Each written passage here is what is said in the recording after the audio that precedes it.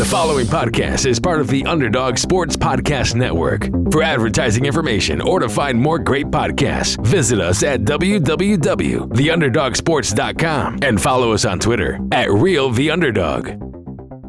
What's going on, everybody? Welcome back to another episode of The Atlantic Files, the number one podcast and the number one division in the NBA, brought to you by the Underdog Sports Podcast Network, joined by, as always, your host, Alex Fishbein. We got Mike Bash. We got Dennis Clausen. What's going on, guys, other than hand signals? Not much. Just hanging out here on a great Tuesday night. I did not eat McDonald's tonight, Dennis. Don't worry. You don't need to reprimand me again, but everything's all good here. That's shocking. I wouldn't picture you as a guy who would eat McDonald's. I don't know. You just told us a story about how you, were putting down Whoppers left and right. So, it's a good old Pepsi and Coke rivalry, McDonald's and Burger King, but no, not tonight. No McDonald's. I definitely would rather go with the Whopper. I gotta say, not just to be that third guy, but I'm much more of a Wendy's guy. I was gonna say, I figured you were a Wendy's guy. Those Pennsylvania people are just weird. I mean, Baconators are where it's at. If only we had a fourth, we'd have a Chick-fil-A guy in here. But I love Chick-fil-A. Triple. What'd you say, Dennis?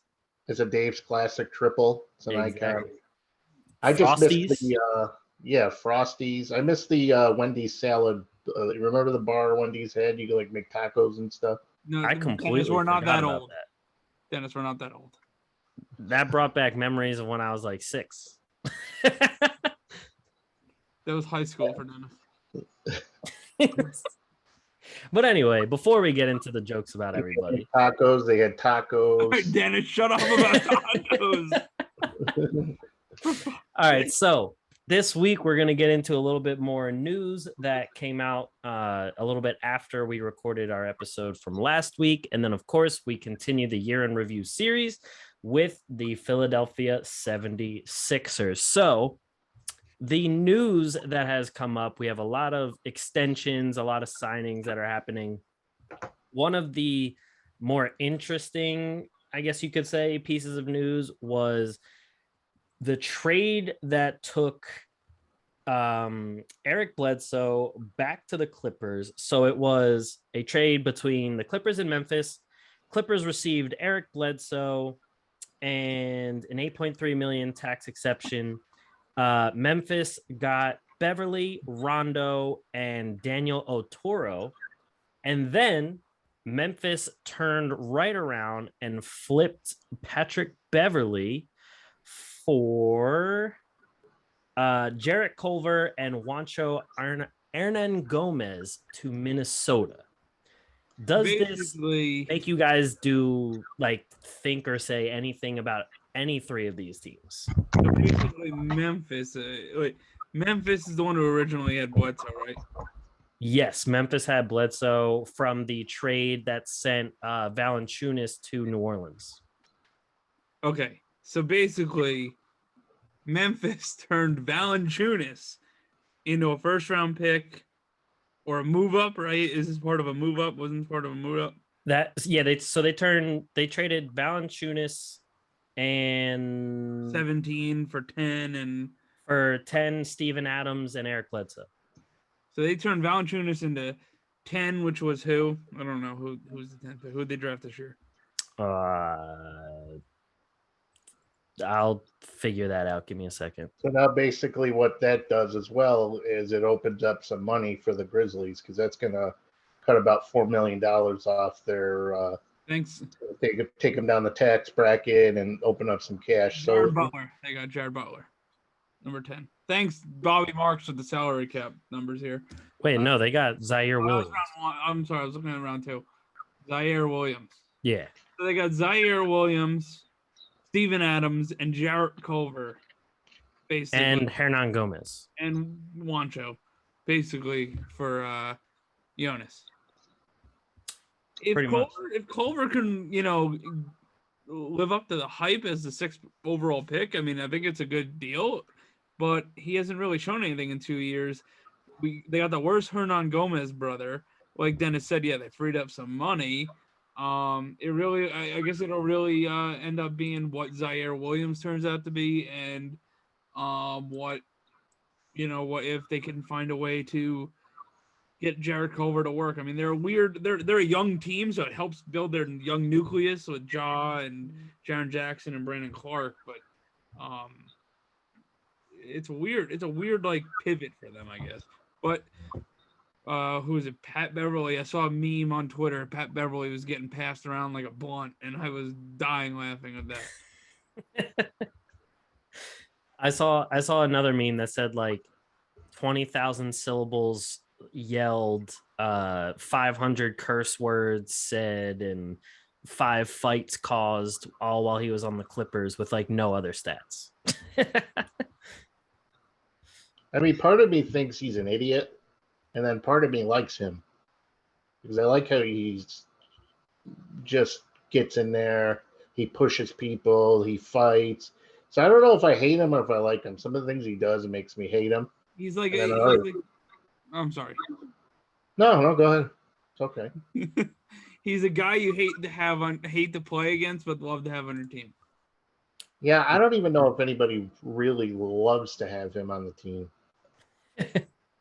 I mean, who was the guy? Was it Pat Beverly? Somebody was like, "Yo, he has you guys fooled. He's just running cardio." I think it was Russell Westbrook said that. Yeah, because I mean, him and Russell Westbrook have some of the biggest beef out of anybody. After he like dove at his knee when Westbrook was calling a timeout, and that's what I forget exactly. I think it was like a meniscus or something, and Westbrook couldn't play the rest of the playoffs that year. Yeah, I remember that. To be fair, I think Beverly has beef with everybody, and so does Westbrook. So, which is why I like those guys like that. Even though Beverly's annoying sometimes, but I still appreciate the passion and the intensity. He's going to have to sit out that one game from that shove in the postseason, so he's going to have to sit out the first game of the season. But oh yeah, I completely forgot about that. I mean, he did enough sitting last season anyway, so I don't even think it matters.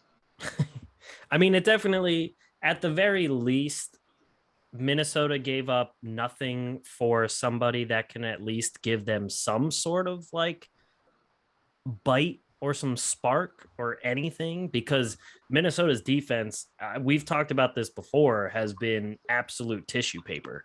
And I mean, the only time they made the playoffs in the last, since Kevin Garnett was there, was the time Butler was there. And that's when Butler beat the whole first string using all the third string guys.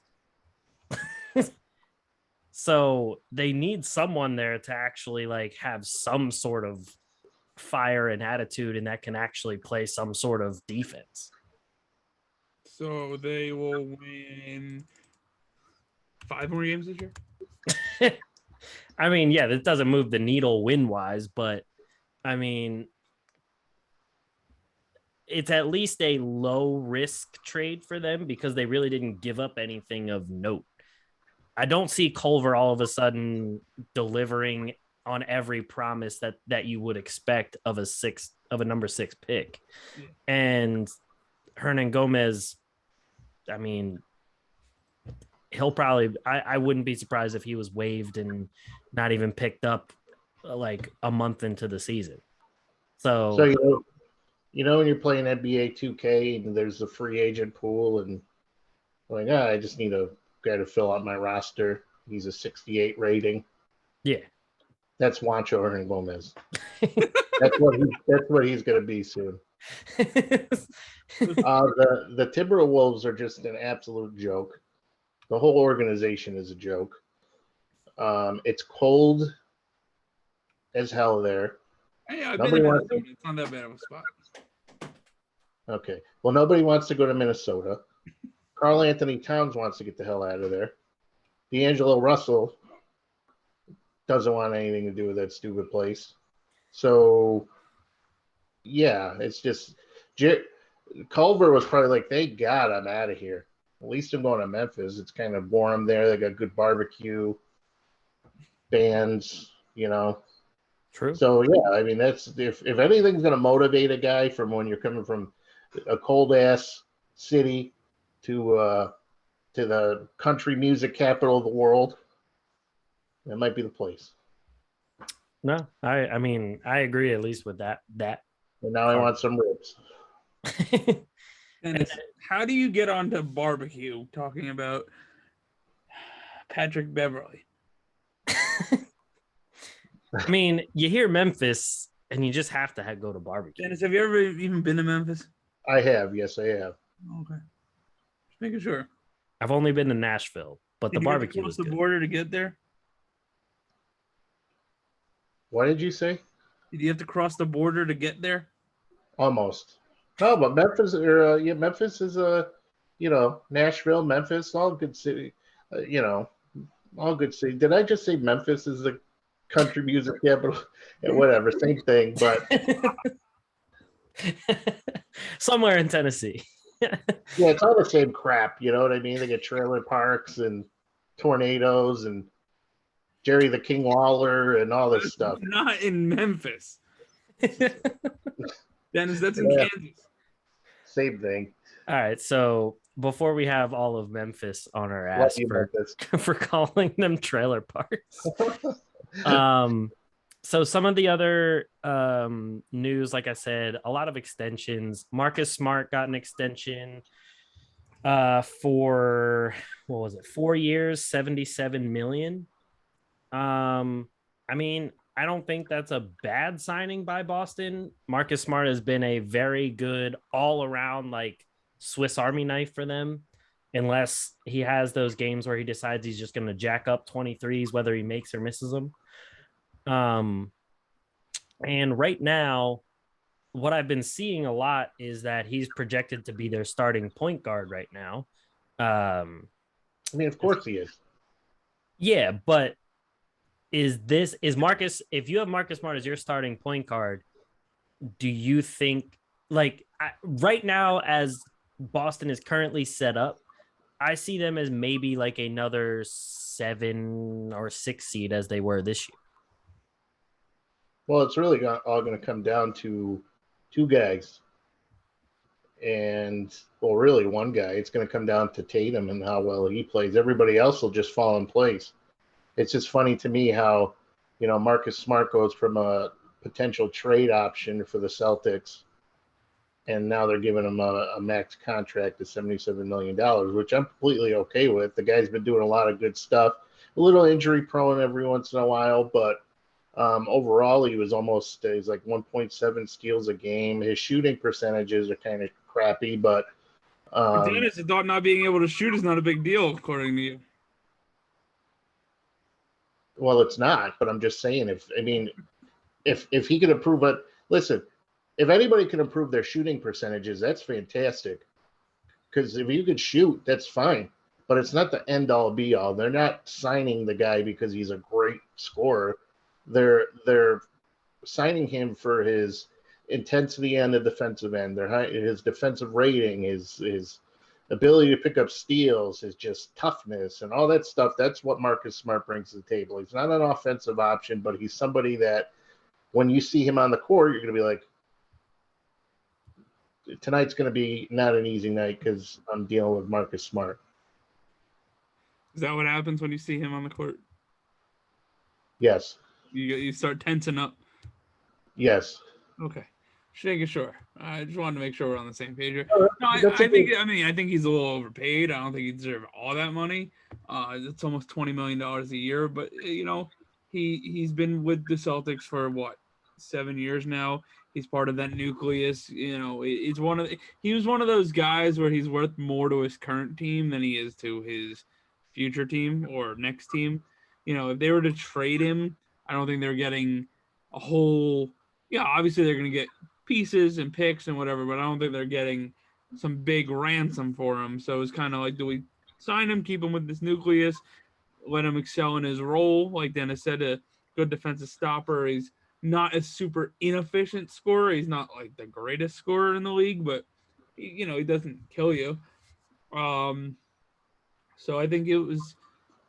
Hey, listen, as a Nets fan, I don't mind seeing teams in our division spend $80 million on players that I don't think are worth it, but True. he's fine. He's a fine enough player. I mean, like Dennis said, the Celtics are going to go where Jason Tatum wants to take them. Jaylen Brown's a nice Robin to his Batman. And I don't know what the deal is. Didn't they trade for Moses Brown and then trade away Moses Brown? Or something happened with Moses Brown. I know that. It was hurting my Time Lord fantasy stock, so I was a little concerned. But that's actually a good question. I think they traded Moses Brown, but I'm not. Moses Brown might have been in the trade that they. No, they got Moses Brown when they traded for Horford. And then they traded him to the Mavs. I forget. He was a part of the Josh Richardson. Oh, that's it. Yep, Josh Richardson. Yeah. So I mean, I would have kept Moses Brown there, kind of have him as a young, big man with Robert Williams, but I guess they like Josh Richardson, which I thought he kind of had fallen off. I guess last year he had a kind of like a renaissance year for him.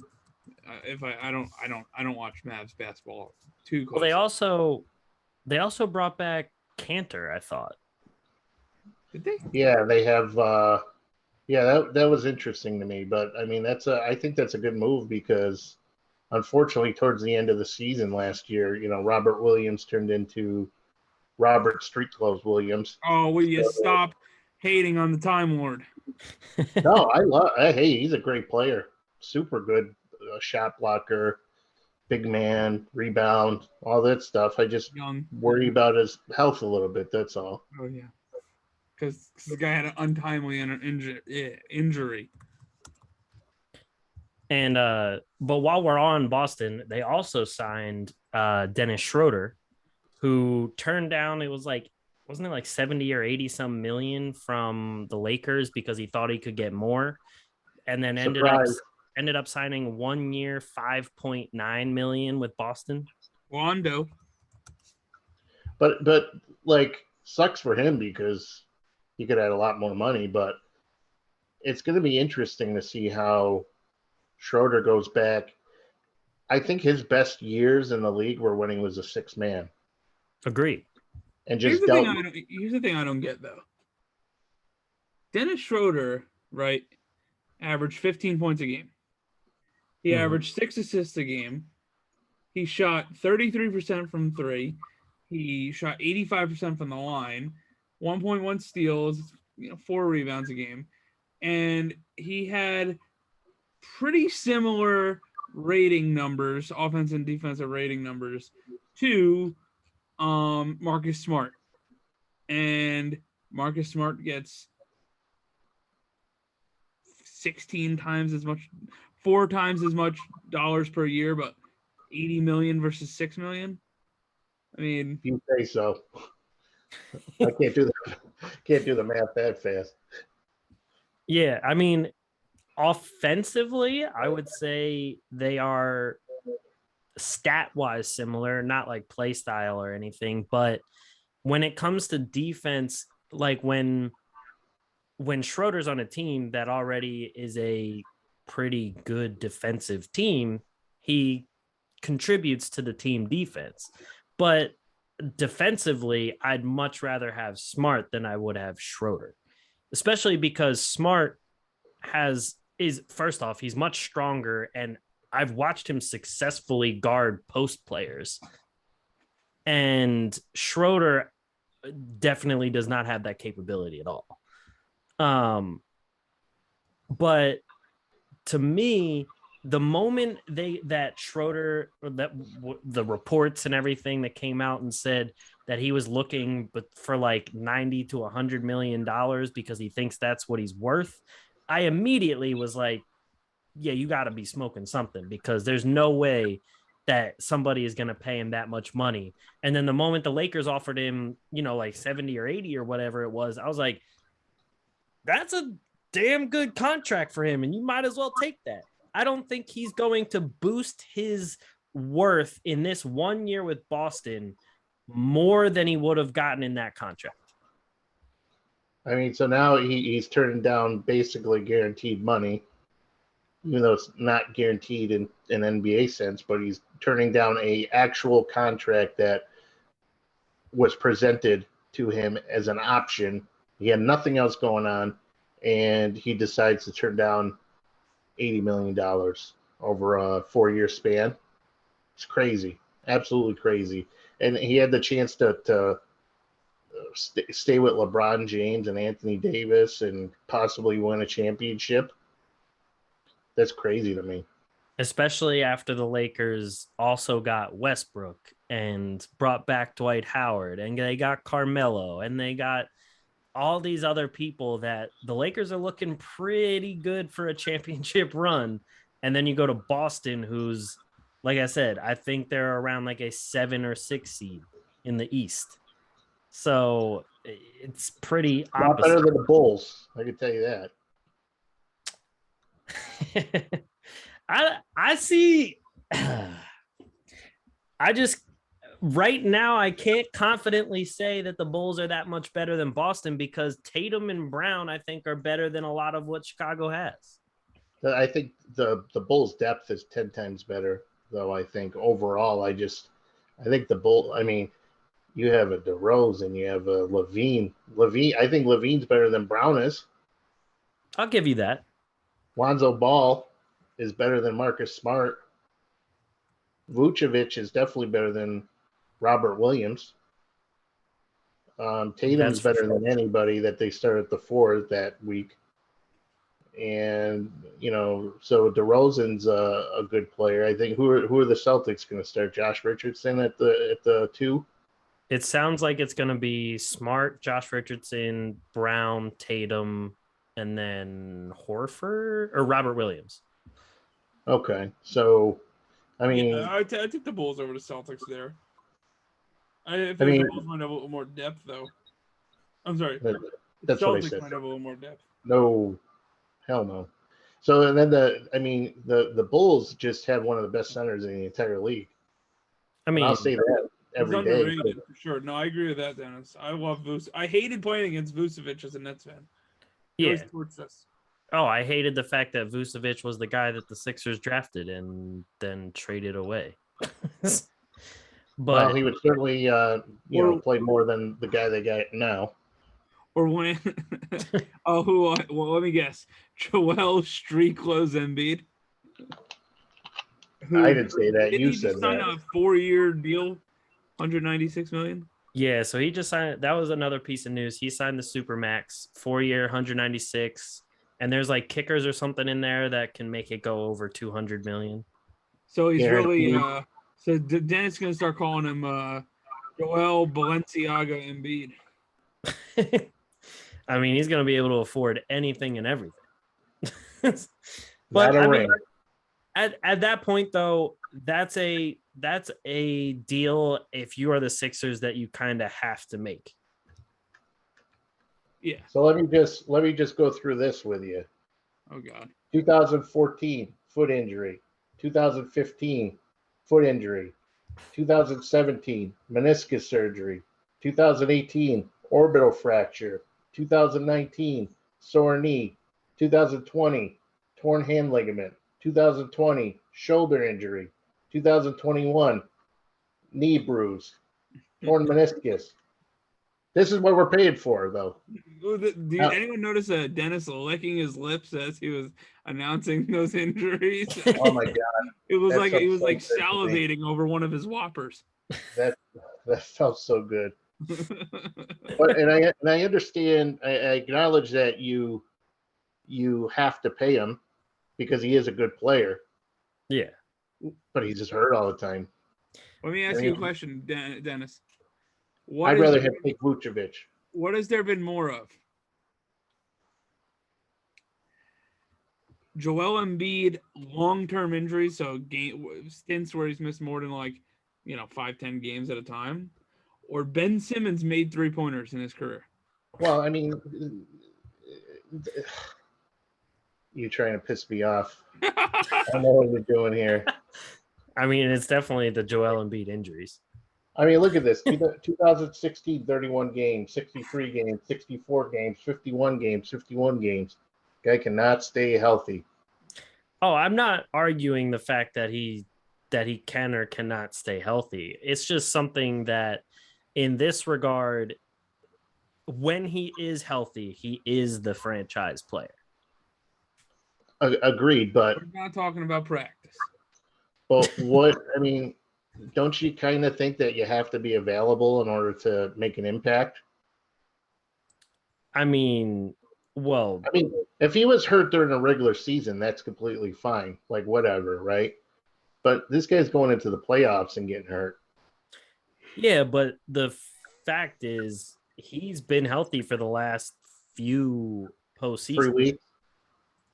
Right, he just got hurt last postseason, tore his meniscus. Yeah, but he played through the whole thing and still was one of the highest scorers in the entire postseason while they were still in it. Yeah, but it doesn't matter. It could have turned into something else. It just shows that his body's not capable of holding up to the rigors of an NBA schedule. He cannot, and I think it's going to even get worse for him because we get that short turnaround until the regular season. So they better make sure that knee is ready. Not do anything stupid. They need to baby the hell out of that guy. I mean, they're going to, and I think that's part of the reason why they're signing better backup centers. When they in the beginning of his career, their backup centers were a bunch of no-name kind of people. And now you have, they got Dwight Howard last year, who's a very good backup center. And then now you get Andre Drummond, which I don't like Andre Drummond, but he's better than some of the guys they've had as a backup center before, such as Tony Bradley. You don't like 20 rebounds a game? He has been able to do that at 104 field goal percentage from within 2 feet of the rim. You don't like that either? I also don't like the 40% free throw percentage, or the getting game planned right off the floor, or not being able to play a lick in the playoffs, even with the Lakers when they have tons of other players that are threats. All right, but what it boils down to is this is all going back to Ben Simmons. Because I actually feel really bad for Ben Simmons. You have a guy who Joel Embiid's like the favorite child. That guy can do anything, and he's going to get paid. Ben Simmons can't even get, that poor guy is so messed up psychologically at this point that no wonder why he's not returning phone calls. He wants to get the hell out of there. I don't blame him. Therapist now. Well, all right. So I guess we've already moved into the Sixers year in review portion of the show, but do we have to? I didn't really want to talk about them that long, but okay. But so the big difference to me from what I've been reading of constant Sixers fans posting on all the forums that I'm in and all sorts of things is that they were behind Ben Simmons for a while. It's been 5 seasons now. And the reason a lot of them have embraced Embiid way more so than the fact of Ben Simmons, is personality, because Joel Embiid actually is like a fun personality. He actually talks about loving Philadelphia, wanting to win a championship for the city, wanting to, stay here and be here until they win, so on and so forth. That's one reason. Another reason is the fact that they've seen Joel Embiid improve every single season. When they looked at Ben Simmons, I'm not necessarily saying this is right or wrong. I'm just saying that this is what I've been reading. And the other thing is that when they look at Ben Simmons, he improved from his first season to his second season, but then stayed the same and then regressed this past season in everything except defense. Now, don't get me wrong, defense is still important. Defense wins you a lot. I get that. I thought he should have won Defensive Player of the Year. But at some point, when you are waiting for a guy to improve and actually be the max contract number 2 player that you paid him to be, that's when everyone started getting upset, especially when you shy away from just dunking a wide open dunk in the playoffs. Waiting for Ben Simmons to improve is like waiting for Dennis to get a legitimate mic for the podcast. We just know it's never going to happen. Oh, it finally came. Idiot. So I'm going to throw something at you because I did my homework. Here we go. 100.9 defensive rating. Rudy That's like Gobert. Dennis Schroder. 105.8 defensive rating. Joel Embiid. Mm-hmm. Number 3, and we're talking about players who played at least 50 games and at least 30 minutes per game. Ben Simmons, 106 defensive rating. Third best. So he has a worse defensive rating than Dennis Schroder. No, he has a better defensive rating. No, he doesn't. Go look it up. What's Dennis Schroeder's defensive rating? 107. Yeah, you want a lower number for defensive rating. Well, then you learn something new every day because I did not realize that. I wanted to tell you that about last episode when you said that John Collins was better on both sides of the ball when you brought up his defensive rating. But I was like, that actually proves Randall was better. But anyway, for the rest of the episode for that blunder. I feel like an idiot now. Well, you should feel like that every day, so it's okay. So what anyway, I'm saying though, so Simmons, as you can see, I was doing my homework, so I was prepared for this. Simmons last season throughout 58 games, 14.3 points, 1.6 steals, 6.9 assists, 7.2 rebounds, and shot 55% from the field, 30% from three-point land on 0.2 attempts per game. But those aren't bad numbers. No, I agree. He's the best defensive guard in the entire league. Probably one of the best defensive players in the entire league in general. So that's what gets me going about this, is that he is not a scorer. They knew he wasn't a scorer. They knew he wasn't a scorer when they drafted him. That was the chance they took. They knew he wasn't a good scorer, and they still signed him to a contract. But he really hasn't improved with his shooting. Even though you see all these videos of him shooting a three, I wish he would just shoot a damn three during a game just to shut everybody the hell up. But that's not what he was paid for. And they knew this, and they still paid him anyways. He hasn't improved, but he just brings so much else to the table. And that's why I get so pissed off about Ben Simmons, when people crap all over Ben Simmons. He's a damn good player. I completely agree. I've defended Ben Simmons for a long time. And I agree he brings so many things to the table that a lot of people don't. He is one of the best defenders in the league. He is a very, very good distributor, even a good rebounder. The main issue that I have is we watched him in college, in high school, even in summer league in the NBA, taking turnaround jumpers from the elbow, or even just turnaround jumpers in the post. And even in the post in summer league, he was taking some baby hooks. He was actually showing some moves in the post and everything. The only thing that I personally wanted to see was some sort of growth and difference on the offensive end other than dunks and layups. And I'm not saying Ben Simmons needed to average 25 points a game. Even if he only averaged what Dennis Schroder averages, or even just 18 points a game, I think that completely changes the face of the Sixers offense, and it doesn't allow anybody to, in the playoffs, when you have somebody guarding Ben Simmons and they're sitting 20 feet off of him because they know he's not even going to attempt to shoot. Because he's scared to death. While you got some idiot in Philly, he's got cheese sauce dripping down his face from eating a damn cheesesteak, washing it down with a Turkey Hill vanilla ice cream and a water ice, talking about how Ben Simmons sucks. He's got, his ass crack is hanging out in the stands talking about how much Ben Simmons sucks. He's got all these people saying he sucks. No wonder why he doesn't want to take a shot. The guy's scared to death. I mean, he literally should have went to Passages Malibu for rehab this offseason. just he needs a shrink.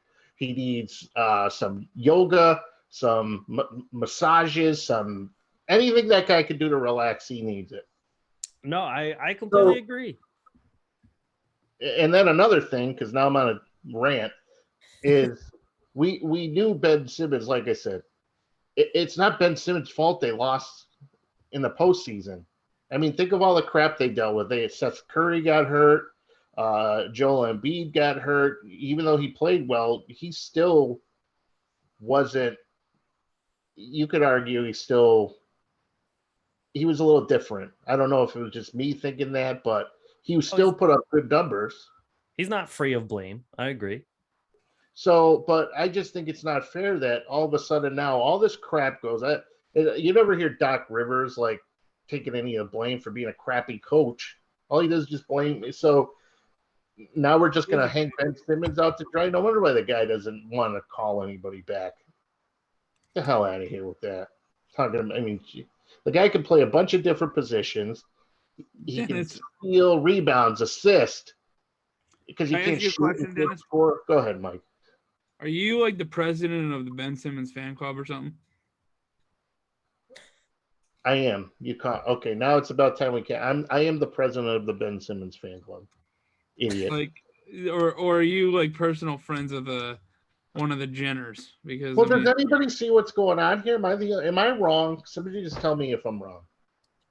No, you're not wrong. And the thing is, this is what, especially being somebody a part of the Philly fan base and being around the city, that pisses me off all the time, is that Philly likes to latch to one thing and say, this is the issue. So they see Ben Simmons, they see that he was scared to dunk it. They show on ESPN constantly the stats of how he attempted 4 total shots in the fourth quarter of every game combined in the Atlanta Hawks series. They show all this kind of stuff, and they constantly drive home the point that it had to be Ben Simmons' fault.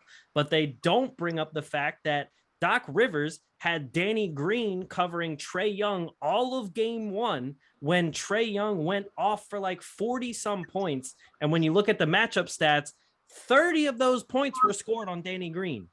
Doc Rivers refuses to change anything that is in his mind and in his game plan. It no matter what, he loved his all bench lineups. Even in the playoffs, nobody plays an all bench lineup when it comes to the playoffs.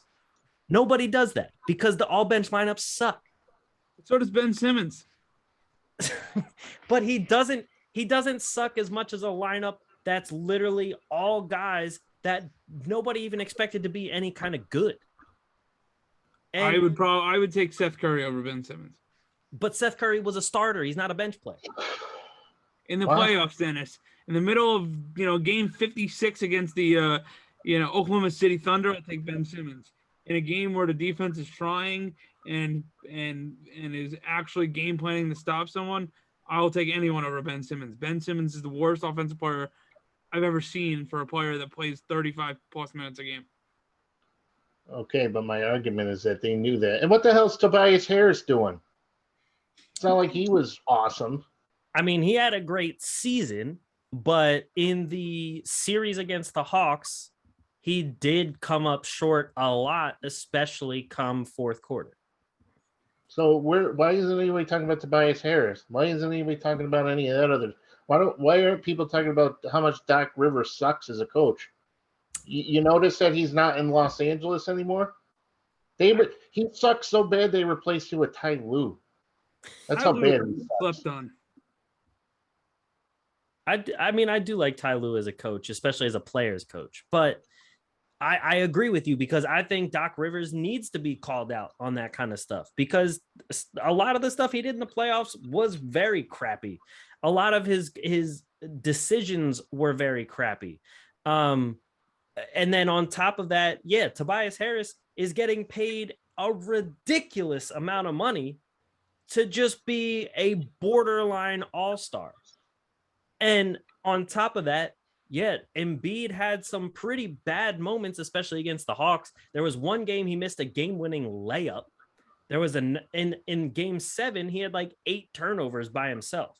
So Embiid's not free of blame. The main thing with Embiid is at least he balances out a lot of his miscues with still being able to bring the team back and dominate on one of the other sides of the ball whenever he really feels like it.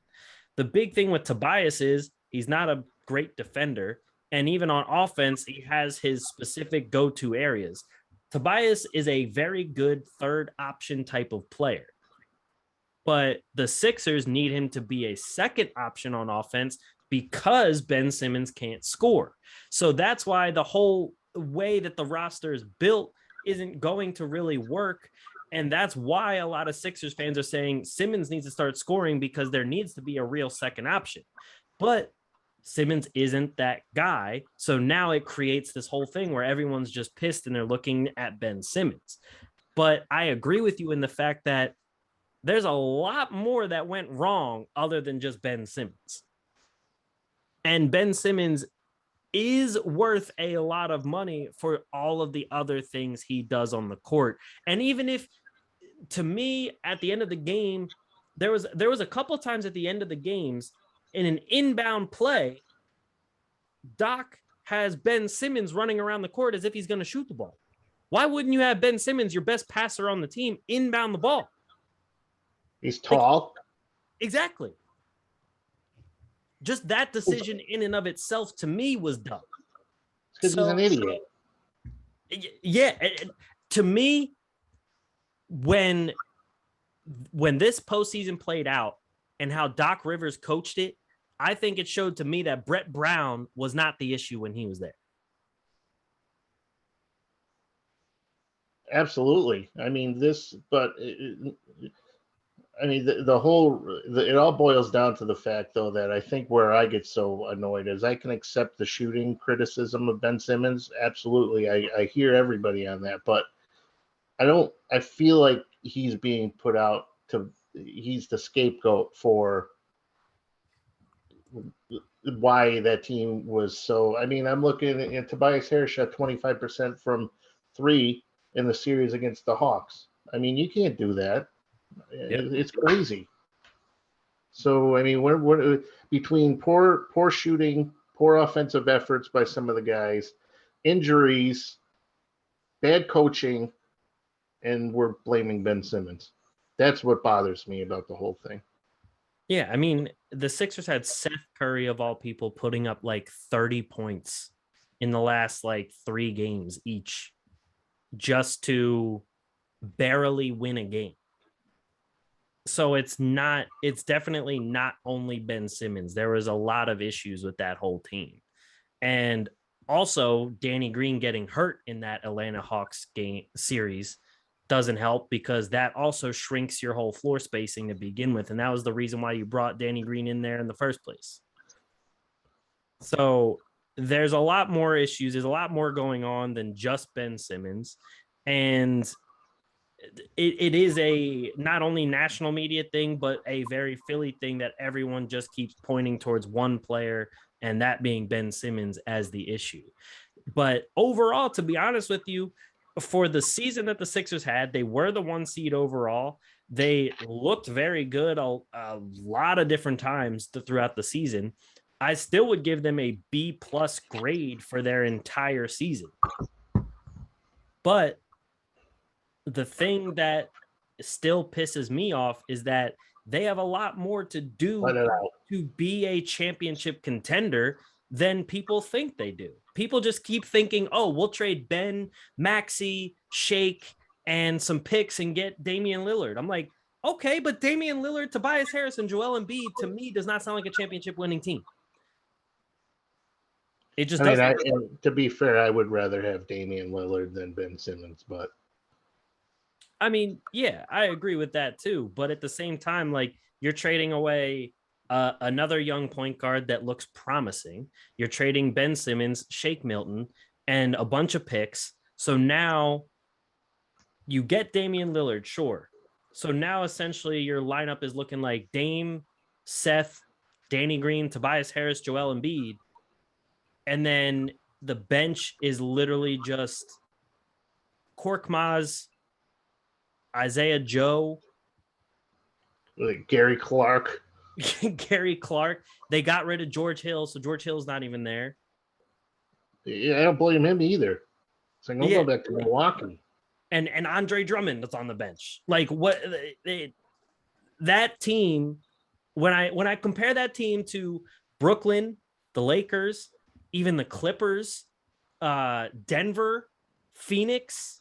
I don't want to hear the Clippers in any conversation about anything having to do with an NBA championship. But I'm just saying, comparing that Sixers team to the Clippers team, I would rather have the Clippers. No, hell no. With Kawhi, Paul George in them? Kawhi doesn't. It's not going to even play this season. What? He'll definitely be back. When? He'll March? probably sit out the same amount of games he sat out last season. I mean, it's a good, Can I but give you guys a fun fact about Andre Drummond? Sure.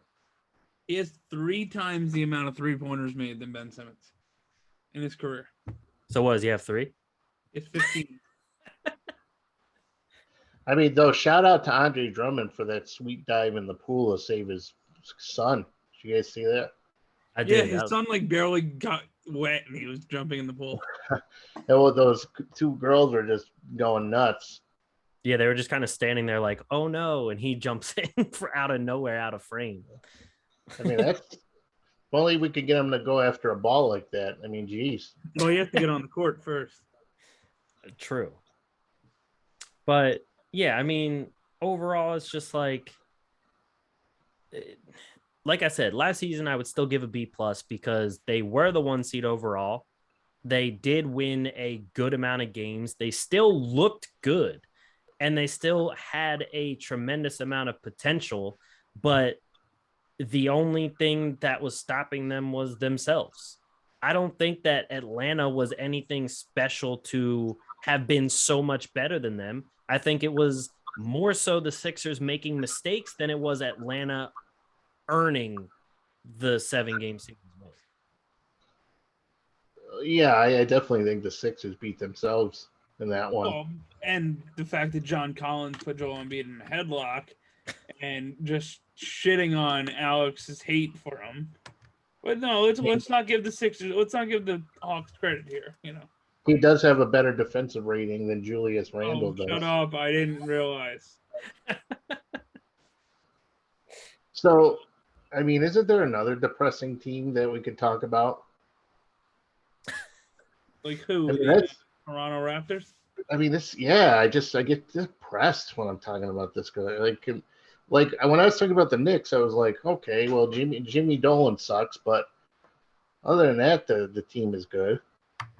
Well, I mean, it's a Philly fan thing to just be depressed about Philly sports 24/7. It must be. I mean, is there anything good in Philadelphia going on? They make good cheesesteaks. That's true. I mean, yeah, water ice, smooth. Goes down smooth. You mean I was at Italian ices? What's that? I said Italian ices. Yeah, I was at a Phillies game one time. I went to opening day a couple of years ago, and the guy kept going, water ice, and I was like, keep them coming. I probably ate like 4 of those things. Why would you be? First of all, why were you at an opening day Phillies game? Never again. Never again. Now I know why Ben Simmons wants to get the hell out of there. Well, you went what? You said 2 years ago? Yeah, back when everything was semi-normal. Wasn't that the same season that the Phillies only won like 40 games? It was the first year Bryce Harper was there. I can't keep track anymore. I think not last season, the season before last, maybe. Oh yeah, they didn't win like any games that year, so that's why nobody really cared. But it was opening day, so that place was nuts. Oh yeah, they still went. I mean, there were people who were rude. There were people with no teeth. It's no wonder why Ben Simmons doesn't want to play there anymore. He wants to go to the trailer park in Memphis. That's because the country music capital of the world. Memphis, Tennessee, country music capital. That's because you especially get the countryside folk of Pennsylvania to Phillies games. God. You don't get the same crowd at Eagles or Sixers games. Dennis, have you ever been to a hockey game? No. I feel like Dennis would really like hockey. I mean, I've been to a couple hockey games, and I gotta say, I just get bored of hockey. I was a 94 Rangers guy. Jeff Bookaboo, Adam Graves, Brian Leach, Richter, Messier. Love that team. Bookaboo sounds like a name you just like created, and that's like the name of your My Player on 2K. No, Jeff Bookaboo. But anyway, going back to basketball, what grades would you give the Sixers? Can we break it up into marking periods? Say that again, Mike. C+. Okay, and then what did you say, Dennis? I said, can we break them up into like semesters? Sure, if you want to. Well, for the regular season, I give them an A. Right. And then for the playoffs, I give them a C-. That's definitely fair, especially because they should have just swept the Wizards. And there was a lot of games that the Wizards looked, I don't want to say a lot of them looked like the Wizards were in them, because the Sixers did win a few of those by like 20 to 30 points, but they didn't look pretty. Yeah, but the Wizards are one of those teams, though, that was better than people gave them credit for. True. I mean, they were an easy team to beat a lot of the times. No, yeah. I mean, they did still have Russell Westbrook, Bradley Beal, Rui Hachimura was getting better as the season was going on. They had some guys in there, but when you're supposed to be this number one seed that's a championship hopeful, probably should have looked a little bit better. But they definitely need to. I mean, I feel like their ceiling in their minds is to win the regular season. I don't really think that there's a guy on the Sixers who thinks that they can win an NBA title. I mean, definitely not as constructed. And I think, honestly, if anything, I think that they have now figured out, especially because you can't say like the coach was the issue. It comes down to the fact that it looks more and more so that you cannot build a team around Ben Simmons and Joel Embiid. It has to be one or the other. Yeah, well, I've been saying for years that they don't mix. True. I do remember Mike saying that, but I don't know why. I just think that why? Because you can't have a center and a center who's a back to the back. Well, I don't want to say Embiid's a back to the basket center because he is a good face-up game. But you don't have a center who's not overly athletic and have a point guard / power forward that can't shoot the ball. Because in late game situations, when you need a guy to go ISO, neither of them can go ISO. So, yeah, in a game where they're comfortably ahead, sure, they'll be fine because they could both score and they could run pick and rolls and stuff. But when you need like a go-to basket or a guy to make a shot for you, neither of them are shot makers, and that's why they don't mix. If you put Kyrie Irving with Joel Embiid, fine. If you put Kevin Durant with Ben Simmons, fine. But you put Joel Embiid and Ben Simmons, it will never work out for an NBA championship. I can't stop thinking about water ice. I mean, if you put Kyrie Irving with anybody, they're gonna win. But what the hell is wrong with you, man? Who's less healthy? Ben Simmons or Kyrie Irving or Joel Embiid? That would be like the injury team. I can't even focus because I just gave you a whole explanation. Your response was, I can't stop thinking about water ice. Hey, the blue. If that doesn't get clipped this week, I don't know what will. the blue water ice, man. Not make your eyes roll in the back of your head. Knock your socks off. I hope your wife is looking at you, just like, what is wrong with you? I hope Rita's Water Ice is listening to this and ready to give us a sponsorship. If there's a sponsor that I would, and I love water ice. I eat water ice all day long. if Rita's, please, if anybody knows anybody from Rita's, you work for Rita's, even if you don't want to pay me, at least, if you just want to send me boxes of water ice, I'm completely fine with that. Please. Yeah, that one's definitely getting clipped. Damn it. Oh, like, look how happy I get talking about water ice. I'm usually All right, pissed off the entire time. Enough about water ice. I think can we wrap it up here? I mean, I gotta go.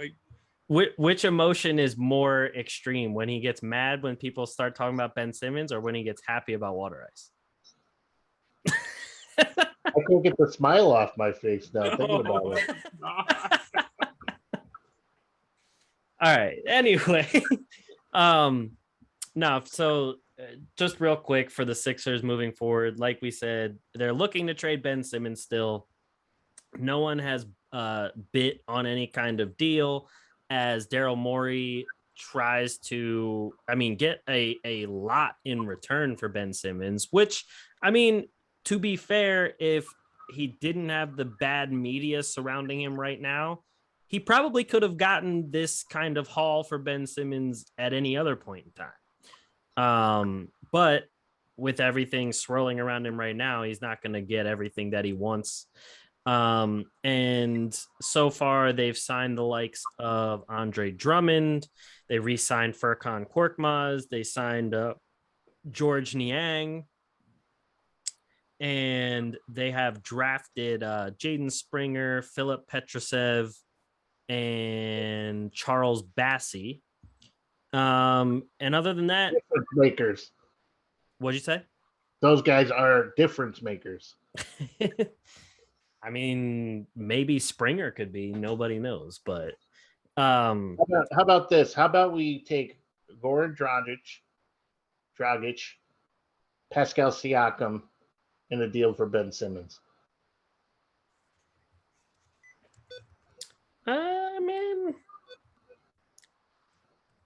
I don't necessarily hate that, but at the same time, Dragic, I think, plays less games than Joel Embiid. Yeah, I know. So they would be like best friends. They would be buddies. They'd be on the sidelines eating water ice. Yeah, you know how close they would get if they were just during road trips. They could hang back in Philly with their knees on ice and just play like Madden and NBA and eat cheesesteaks and all that garbage all day, because they're going to be hurt half the season. They're going to stay back for rehab. And then Embiid and Siakam like work well together because they're both from Cameroon, I believe. There you go. There's a connection here. True. I've always been a huge, especially Mike knows this, I've always been a huge Siakam fan. But the only thing that then I'm worried about is Siakam, Tobias Harris, and Embiid would be all filling the same areas of the court. It can't get any worse than where it is now. So who cares? You know what I mean? Who cares? They're done. It just hit me that the 76ers are done. They're still going to be like a top 5 team. But you're reaching for the stars on that one. I'm just saying, they're still going to be a top 5 team, but my main... I just can't stop thinking about water ice. I know. Honestly, my biggest wish for the Sixers is to trade Tobias Harris and get at least 3 pieces that they could actually use to put around the guys that they have now. But I don't think it's going to happen because nobody wants to pay that kind of contract to Tobias Harris. And after his performance against Atlanta on the shooting end, I do not blame them. True. But I think that is it for us, unless you guys have any other news or anything you want to talk about. No, I really do like Tennessee, though. And I just noticed that after an hour sitting here with you guys that Alex is wearing a pocket T-shirt. And Oh, yeah, how to feel about that? Who wears those? Yeah. Hold on, that kind of looks like that time out. See, it's a pocket T-shirt, but that kind of looks like that's not 100% cotton shirt. It looks like there's a little, stretchy material in that shirt. Oh, there is. Yeah. Is that a no stretch collar? Yes. Is that what's the blend there? Is that a 95% cotton, 5% spandex? What do we got? What are we rolling with? I don't know if it water, even says. Is it water ice repellent? Probably not. It doesn't say. What brand is it? If I had to guess, it's probably some sort of polyester in there. It's a Stitch Fix brand. Don't try that, honey. Oh, try it on low. I don't know what they're paying him, Dennis, for this podcast, but he's got Stitch Fix. M. Taylor. Rita, call me, honey. Let's talk, baby. Oh Lord. Anyway, before you we get vulgar, hook me up a we Rita. indefinitely get back to talking about water ice somehow. That is it for us. Thank you, everyone, for listening to another episode of the Atlantic Files, the #1 podcast on the #1 division in the NBA, brought to you by the Underdog Sports Podcast Network. Make sure you go check out all of the podcasts they have on there as well. They got some great ones over there. Make sure you check out our YouTube. We're also everywhere you get your podcast. Make sure you subscribe, drop a rating for us. It really helps us out, really helps us get to other people out there as well. So thank you guys for listening, and we'll catch you guys next week.